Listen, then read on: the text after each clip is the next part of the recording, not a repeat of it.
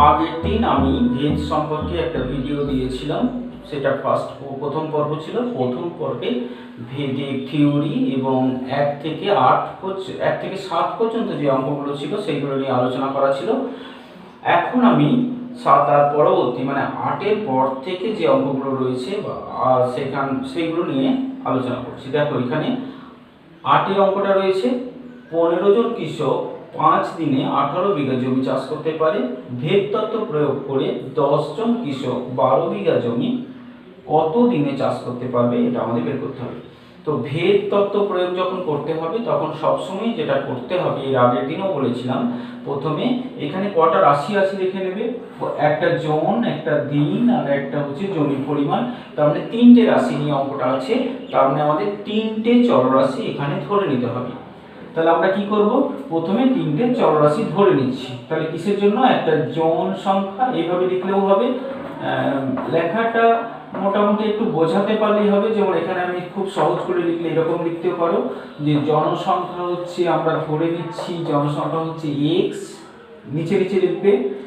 দিন সংখ্যা হচ্ছে পরপর লিখলেই হবে, দিন সংখ্যা হচ্ছে y, আর জমির পরিমাণ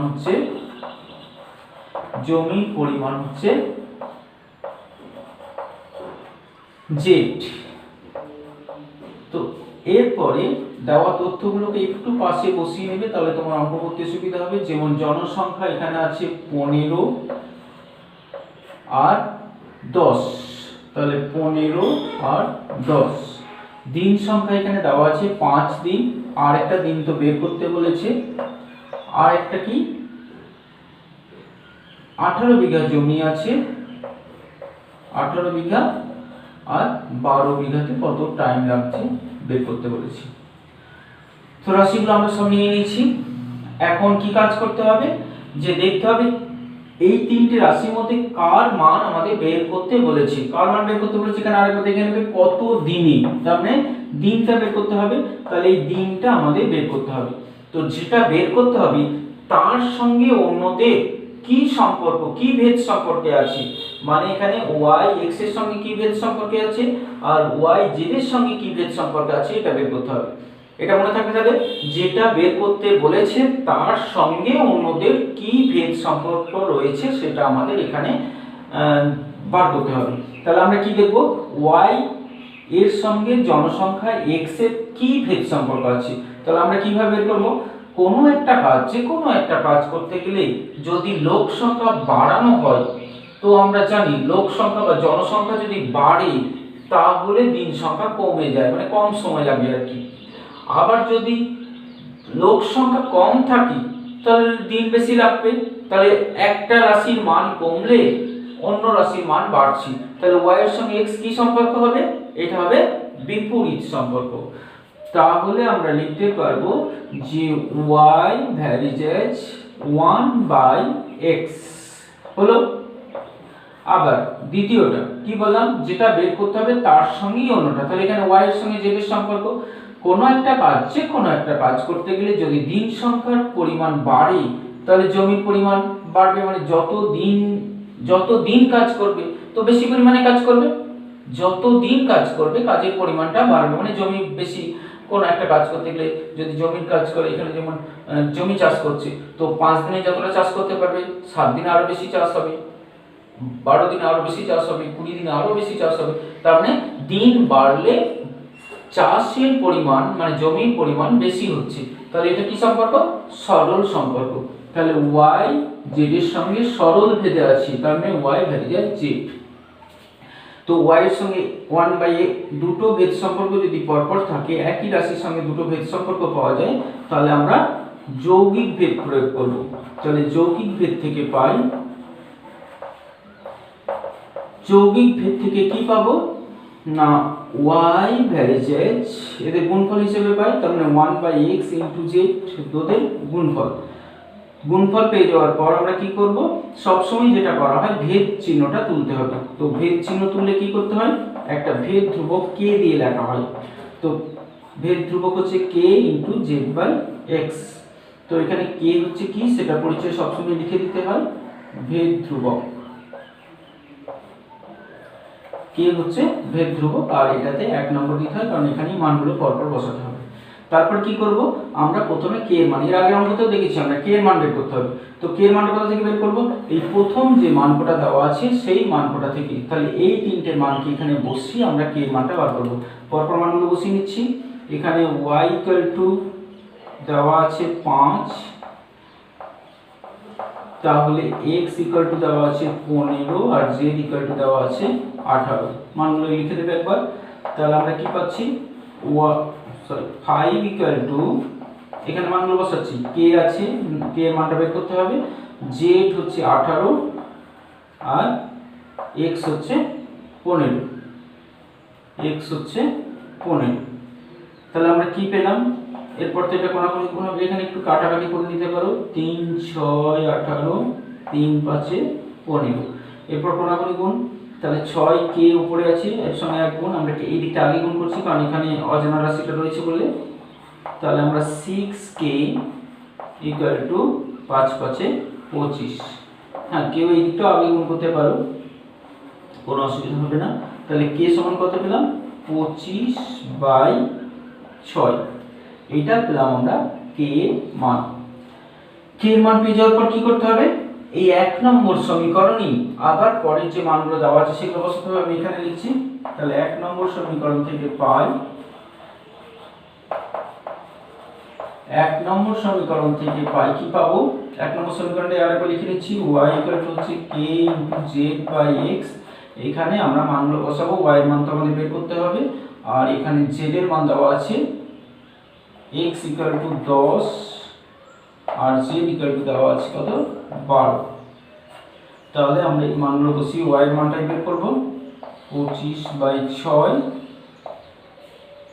ইনটু k এর মানটা বসালাম, z এর মান হচ্ছে 12 আর x এর মান হচ্ছে 10।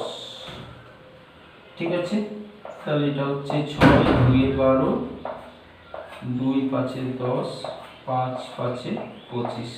তার মানে y হচ্ছে 5, আর এর কি হবে, 5 দিন সময় লাগবে, 5 দিন সময় লাগবে। এটা উত্তর, 5 দিন সময় লাগবে। দেখুন, তারপরে 8 এর পরে 9 এর যে অঙ্কটা রয়েছে ওটা এক্সাম্পলে করা রয়েছে, তোমরা একটু দেখে নেবে।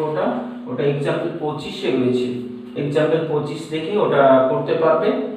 আর 10 এরটা আমরা ইতিমধ্যেই করেছিলাম আগের ভিডিওতে, ওটা কাছাকাছি একটা অঙ্ক, যেমন 4 এর 3 নম্বরটা দেখবে, 10 এরটা 4 এর 3 নম্বরটা দেখলে আর একবার 10 এরটা করতে পারবে, 4 এর 3 নম্বরটা দেখে 10 এরটা করবে।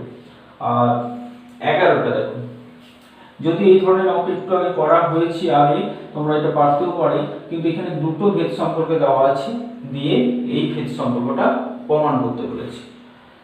তাহলে আমরা এটা করছি, a b এর সঙ্গে সরল সম্পর্ক আছে। প্রথম কাজ কি না, ভেদ চিহ্ন, সবসময় এটা প্রথম কাজ, ভেদ চিহ্ন আমাদের তুলে নিতেই হবে। তাহলে a সমান কত হবে, k, এখানে দুটো ভেদ চিহ্ন তুলতে হবে। তাহলে আমরা শুধু k না লিখে একটা k1 লিখছি, k1b হলো। আর b ভ্যারিয়েবল c আছে, তাহলে কি লিখবো, b হবে k2c। দেখো এখানে আবার b রয়েছে, এখানে b এর সঙ্গে c এর একটা রিলেশন পেলাম। তাহলে আমরা এখানে কি করব, তাহলে এই b এর মানটাকে আবার এখানে বসিয়ে নেব।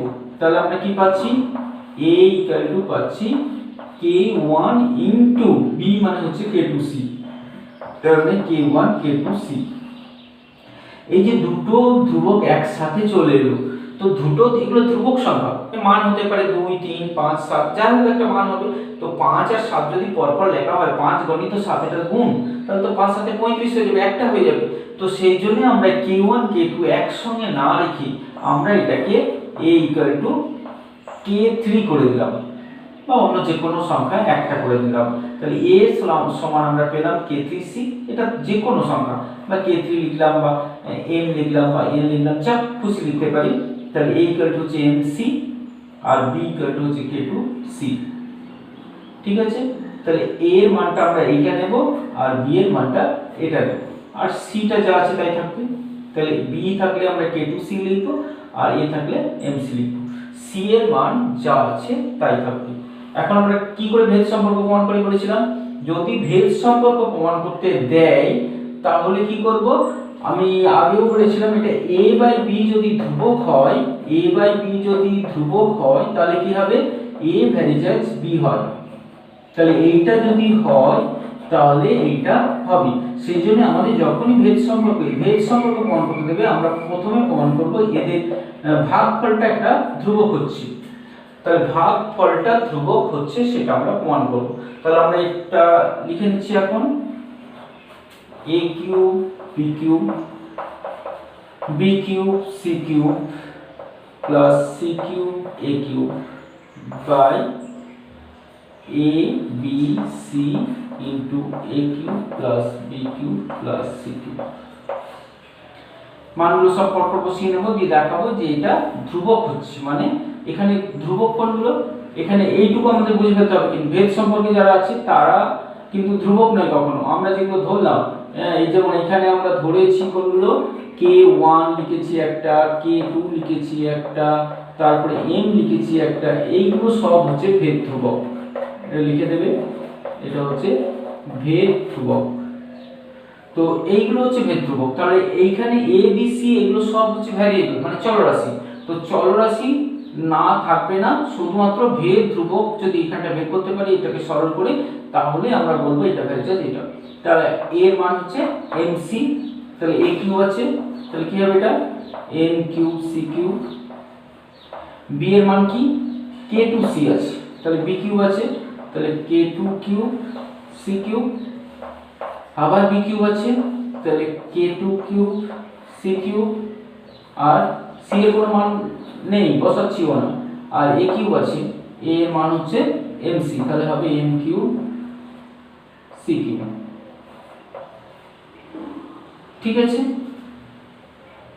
তাহলে এইখান নিচেতেও আছে a আছে, তাহলে mc, b আছে, k2c আর c নিজে আছে, তারপরে আবার a কিউব আছে, a কিউব মানে হচ্ছে m cube c cube, b cube আছে, b কিউব মানে কি k2 কিউব c কিউব আর c কিউব। তারপরে কি করতে হবে, এইখান থেকে দেখতে হবে কমন যাচ্ছে, তিনটে পদ আছে, এই একটা পদ, এই একটা পদ আর এই একটা পদ। তো তিনটে পদের মধ্যে k2 c কিউব ছিল আর একটা c কিউব ছিল, তিনটে পদের মধ্যে প্রত্যেকটাতেই কিন্তু দুটো করে c কিউব আছে, দুটো করে c কিউব মানে হচ্ছে c6।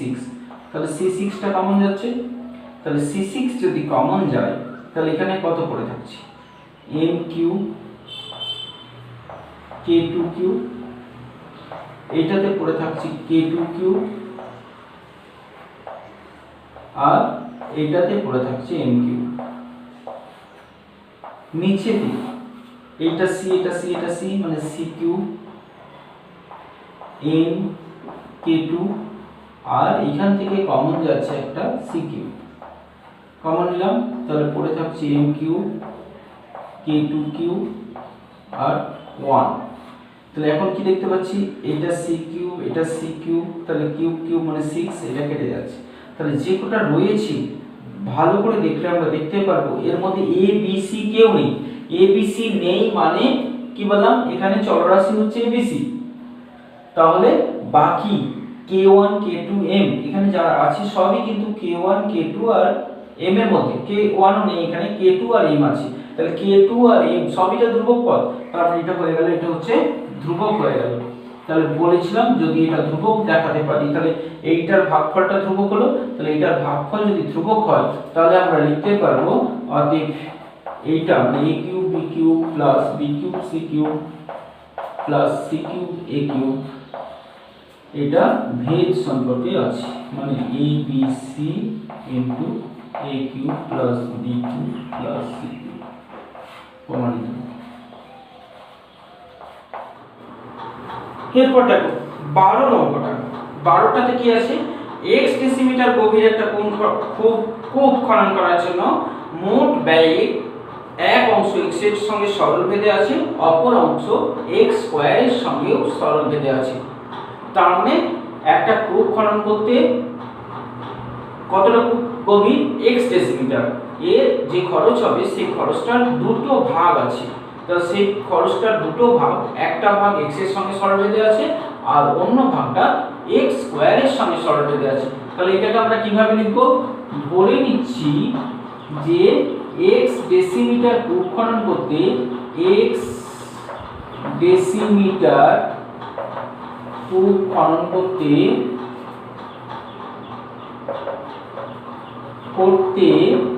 y টাকা খরচ হয়, y টাকা খরচ হবে। তাহলে এটা আমরা ধরে নিলাম। তাহলে এই y টাকাটার দুটো পার্ট হয়ে যাচ্ছে, এই y টাকাটার হচ্ছে দুটো পার্ট। তাহলে y হচ্ছে এবং y হচ্ছে a প্লাস b, দুটো পার্ট। তাহলে y হচ্ছে a প্লাস b। বলেছি একটা পার্ট মানে a পার্টটা কি হবে? x এর সঙ্গে সরল ভেদে আছে। তাহলে a ভ্যারিজেস x এবং দ্বিতীয় পার্ট মানে b টা কি আছে? b varies as x square. একটা পার্ট x এর সঙ্গে সরল ভেদে আছে আর অন্য পার্টটা x স্কয়ারের সঙ্গেও সরল ভেদে আছে। তাহলে এখানে আমরা কি লিখতে পারবো? কি প্রথমে ভেদ চিহ্ন তুলতে হবে। তাহলে a সমান কত? k1x R b equal to হবে k2x স্কয়ার। এই দুটো আমরা পেলাম, একটা k1x আর একটা k2x। তাহলে আমরা y সমান কত পাবো? a হচ্ছে k1x প্লাস b হচ্ছে k2x স্কয়ার। এইটা হচ্ছে আমাদের 2 নম্বর সমীকরণ। এই 2 নম্বরে এখন আমরা মানগুলো বসাবো। তো কি বলে দেওয়া আছে দেখো, বলেছে যে x এর মান 100 ডেসিমিটার। তাহলে x এর এখানে মানগুলো আমরা একটু নোট করে নিই। x এর মান প্রথমে বলে দিয়েছে 100 ডেসিমিটার আর দ্বিতীয়বারে বলেছে 100 ডেসিমিটার এবং 200 ডেসিমিটার, 100 ডেসিমিটার আর 200 ডেসিমিটার। আর কি বলে দিয়েছে? খরচটা মানে y এর মানটা বলে দিয়েছে। y এর মান বলেছে প্রথমে 5000, তারপরে বলেছে 12000 টাকা, 12000 টাকা। তো এইটা বলেছে 250 মিটার, তাহলে এইটা বের করতে বলেছে। ঠিক আছে, আমরা তো দুটো আননোন রাশি x আর y, তাহলে আমরা মানগুলো বসিয়ে নিচ্ছি। দেখো মানগুলো কিভাবে বসাবো? তাহলে একটা x আছে আর y আছে, তাহলে আমরা প্রথমে এই মানটা বসাচ্ছি। কি হবে তাহলে? y এর জায়গায় 5000 বসাচ্ছি আর x এর জায়গায় 100, তাহলে k1 * 100 প্লাস k2 * 100 স্কয়ার। একটু সরল করে লিখলে হবে 5000 সমান 100 k1 প্লাস 100 স্কয়ার মানে হচ্ছে 4, দুটো শূন্য স্কয়ার থাকলে 4টে শূন্য হয়ে গেল k2। আমরা 100 দিয়ে ভাগ করে নিচ্ছি, তাহলে একটু ছোট হয়ে যাবে। তাহলে 100 দিয়ে ভাগ করে নিচ্ছি, তাহলে 50 সমান হচ্ছে দুটো করে শূন্য বাদ চলে যাচ্ছে, এর দুটো শূন্য বাদ দিলে শুধু k1 আর এর দুটো শূন্য বাদ চলে গেলে হচ্ছে 100 k2। এটাকে একটু ঘুরিয়ে দিচ্ছি, তাহলে k1 প্লাস 100 k2 সমান হচ্ছে 50। এইটা আমাদের একটা সমীকরণ। 3 দিলাম, 1 2 দেওয়া হয়ে গেছে সেজন্য 3 দিলাম। নাম্বারটা যা থাকবে পরপর দিতে হয়। ঠিক আছে, তাহলে 3 হলো। এরপর আবার কি করব? আবার ওই 2 নম্বর সমীকরণই আরেকবার 2 নম্বর সমীকরণ তোমরা নিচে লিখবে। 2 নম্বর সমীকরণে 2 নম্বর সমীকরণ থেকে আবার লিখবো। তাহলে 2 নম্বর সমীকরণ থেকে পাই এবার পরের মানটা বসাবো। এই দ্বিতীয় মানটা, এটা প্রথম বসিয়েছি, এটা দ্বিতীয় বসাবো। তাহলে 2 নম্বর সমীকরণে কি আছে আমাদের? 12000 y আছে সমান হবে k1x, এখানে k1 মানে হচ্ছে x মানে হচ্ছে 200, তাহলে 200 k1 plus k2 into x square, x মানে হচ্ছে 200, তাহলে 200 মানে হচ্ছে 200 k2 ইন্টু 200 স্কোয়ার, তাহলে কি পেলাম 12,000 সমান 200 k1 প্লাস 200 স্কোয়ার, 2 এর স্কোয়ার হচ্ছে 4 আর দুটো শূন্যর জন্য 4টে শূন্য হয়ে গেল, তাহলে হয়ে গেল 40,000 k2। আমরা 200 দিয়ে ভাগ করে নিচ্ছি, তাহলে 200 দিয়ে ভাগ করলে দুটো শূন্য আর 2 দিয়ে ভাগ করলে এটা হচ্ছে 60, এটা হচ্ছে k1 আর এটা হচ্ছে দুটো শূন্য বাদ চলে গেল আর 2 দিয়ে ভাগ করলে হচ্ছে 200 k2। এটাকে একটু ঘুরিয়ে দিলে হবে k1 প্লাস 200 k2 সমান হচ্ছে 60। এটা আমাদের 4 নম্বর সমীকরণ হলো। এবার আমরা এই দুটোকে সমাধান করব, 3 আর 4 এই দুটোকে আমরা সমাধান করে নেব। 3 আর 4 সমাধান করে যেটা পেলাম সেটা অপনয়ন পদ্ধতিতে সমাধান করলাম। অপনয়ন পদ্ধতিতে সমাধান করে আমরা k2 এর মান পেলাম 1/10 আর k2 এর মানটা 3 নম্বরে বসিয়ে k1 এর মান পেলাম আমরা 40। তাহলে আমরা সমাধান করে নিলাম, k1 40 আর k2 হলো 1/10। এখন কি করব, এই যে 2 নম্বর সমীকরণ, এখানে k1 k2 আর x এর আরেকটা মান দেওয়া আছে না 250, তাহলে এখানে k1 কত 40, k2 কত 1/10 আর x এর মানটা বসাবো 250 দিয়ে y এর মানটা বার করব। y এর মানটা আমাদের বের করতে হবে, তাহলে y সমান কত হবে k1 এর মান পেলাম k1 পেলাম 40, x এর মান দেওয়া রয়েছে 250, তাহলে 40 গুণিত 250 প্লাস k2 হচ্ছে 1/10 আর x স্কয়ার মানে হচ্ছে 250 এর স্কয়ার, স্কয়ার মানে 250 কে আমরা দুবার লিখে দিতে পারি স্কয়ার, তাহলে একটা 10 কেটে গেল, তাহলে y এর মান হচ্ছে 4 25 100, তারপর দুটো শূন্য প্লাস 25 25 হচ্ছে 625, তারপরে একটা শূন্য, তাহলে মোট হচ্ছে 10,000 6000 16,250 টাকা।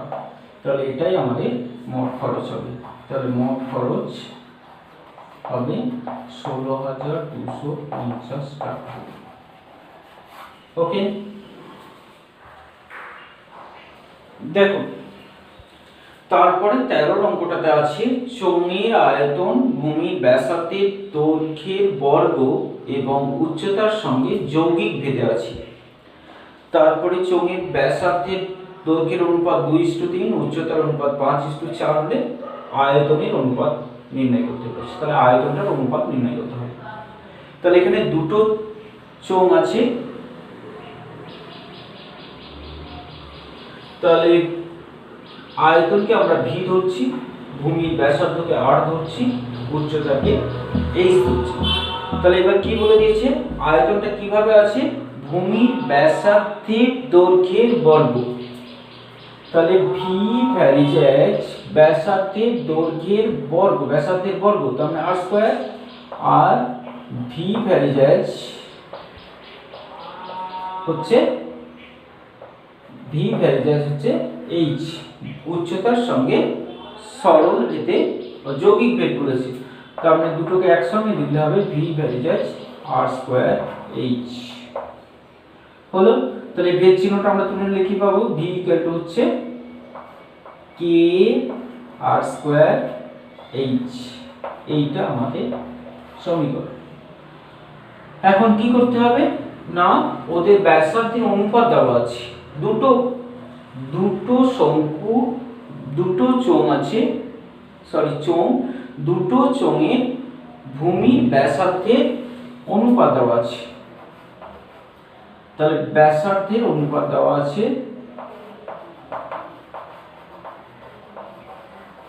ব্যাসার্ধের অনুপাত কত দেওয়া আছে 2:3। তাহলে ধরে নিচ্ছি ব্যাসার্ধ হচ্ছে ব্যাসার্ধ হচ্ছে একটা 2x আর একটা হচ্ছে 3x, আর উচ্চতাও দেওয়া আছে, উচ্চতার অনুপাত হচ্ছে কত 5:4, 5:4। তাহলে উচ্চতাগুলো আমরা ধরে নিচ্ছি, ধরি উচ্চতা হচ্ছে 5y আর 4y, 5y ও 4y। তাহলে এখানে দুটো চোঙ আছে, তাহলে দুটো চোঙ, তাহলে ভি এই 1 নম্বর সমীকরণে আমরা যদি মান বসাই, তাহলে এটা হচ্ছে প্রথম চোঙ, প্রথম চোঙের ব্যাসার্ধ হচ্ছে 2x, উচ্চতা হচ্ছে 5y, আর প্রথম চোঙের ক্ষেত্রে আয়তনটা,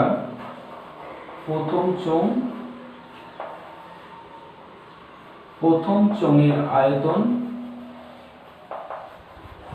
বাই দ্বিতীয় অনুপাত বার করতে বলেছে, তাহলে দ্বিতীয় চোঙের আয়তন অনুপাত বার করতে বলেছে, বাই দিয়ে লিখলাম, এটাই অনুপাত হয়ে যাবে।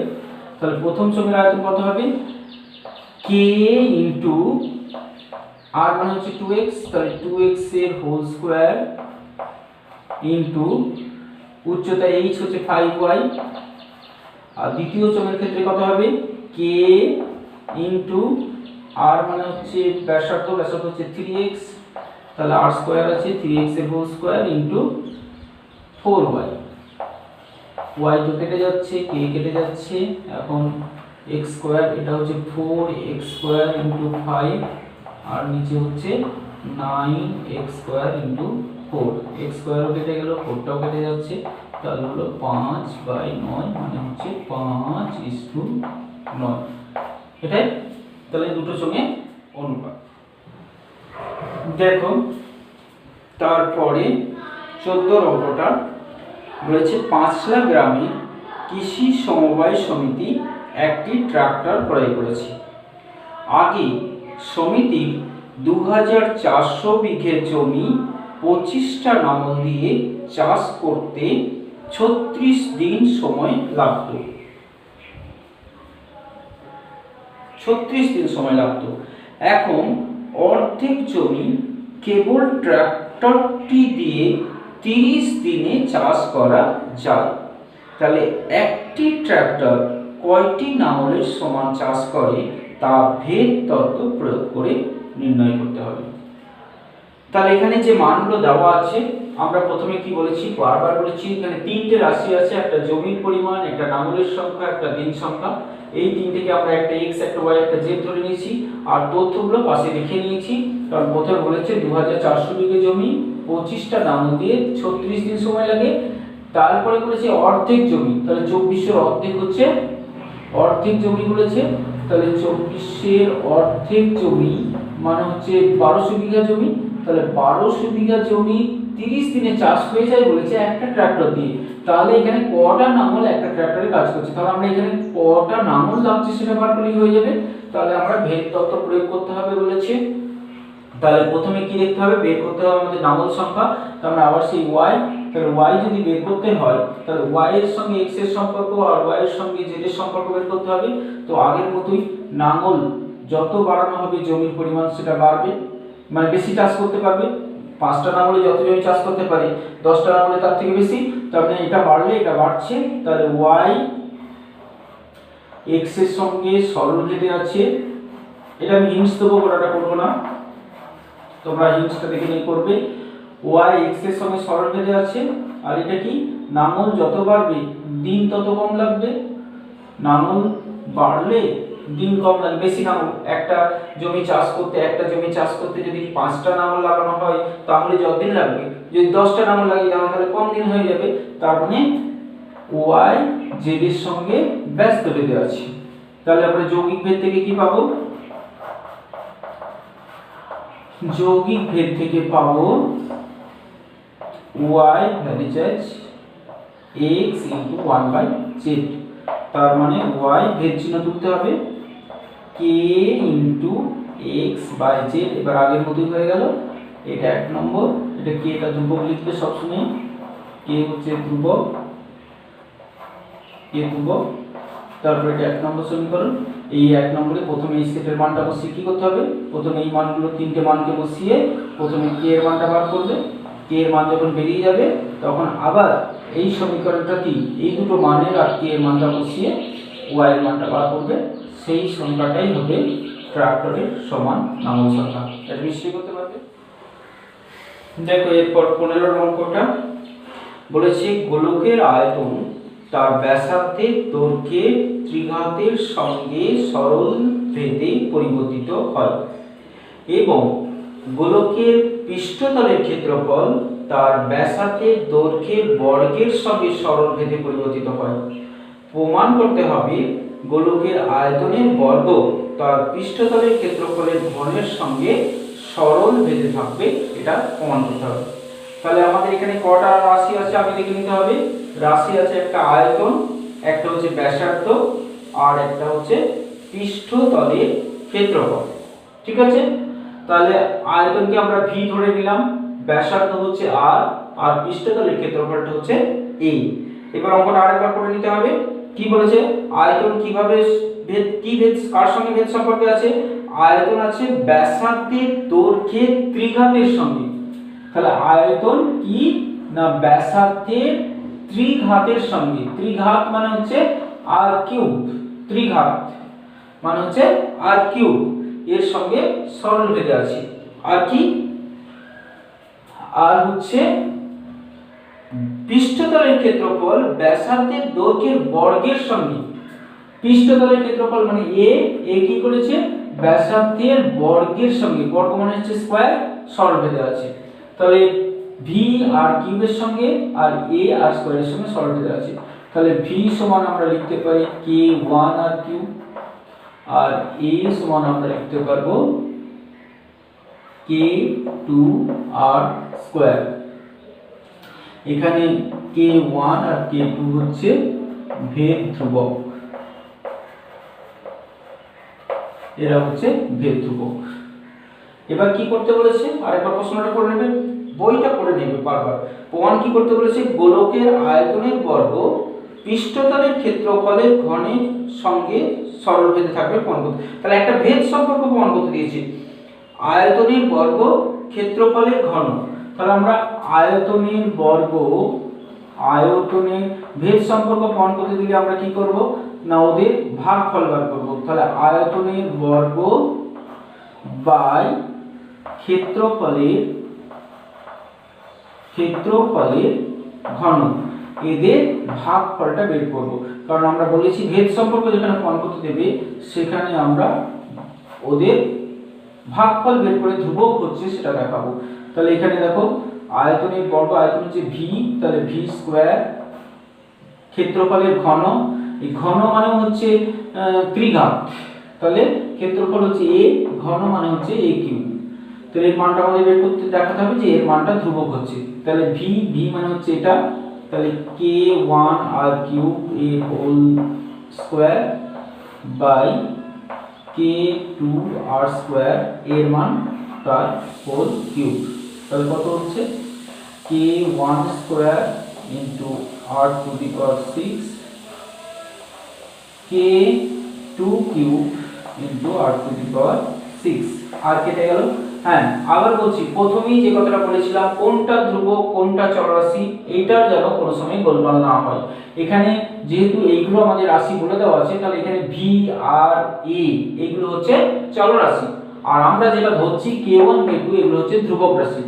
তো k1 k2 এগুলো ধ্রুবক রাশি, তাহলে আমরা এখানে যেটা পেলাম সেখানে কিন্তু আর k1 k2 ছাড়া অন্য কেউ নেই, তার মানে এটা হলো ধ্রুবক। তাহলে কি পেলাম, এদের ভাগফলটা ধ্রুবক পেলাম, মানে ভি স্কয়ার আর এ কিউবের ভাগফল পেলাম ধ্রুবক। তাহলে ওখান থেকে আমরা লিখতে পারবো অতএব V square varies as a cube.